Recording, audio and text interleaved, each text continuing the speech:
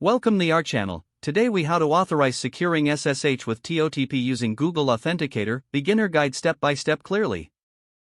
To secure your SSH access using TOTP with Google Authenticator, start by installing the required packages. Open your terminal and update your system with the command sudo apt update. Next, install the Google Authenticator package by typing sudo apt install libpam Google Authenticator. Once installed, run the command Google Authenticator. You will be prompted with a series of questions. Respond to each prompt according to your preferences, but it's recommended to choose yes for most options. After completing the setup, a secret key and a QR code will be displayed. Scan the QR code using the Google Authenticator app on your smartphone.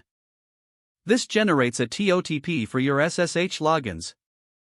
Next, edit your SSH configuration file by entering sudo nano /etc/ssh/sshd_conf. Locate the line that says challenge response authentication. Change its value from no to yes.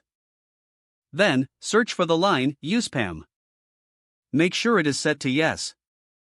Save the changes and exit the editor by pressing Ctrl+X, then Y, and finally enter. Now, you need to configure PAM to use Google Authenticator. Open the PAM configuration file for SSH by typing sudo nano /etc/pam.d/sshd. Add the following line at the top of the file, auth required pam_google_authenticator.so. Save the changes and exit the editor again. To apply the changes, restart the SSH service by running sudo system restart SSH. Your SSH service is now configured to use TOTP for authentication. When you attempt to log in via SSH, you will need to enter both your password and the TOTP from the Google Authenticator app. This adds an additional layer of security to your SSH access.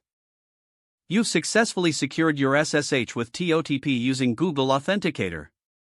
If the page does not load, refresh the browser or try again in a private or incognito window. Make sure you are using the correct email address, then retype it carefully to avoid small typos. If your password is not accepted, use the reset option and create a new strong password you can remember. Check your spam folder for verification or security emails, then complete any requested confirmation steps. Don't forget to like this video and subscribe to our channel for more step-by-step tech guides.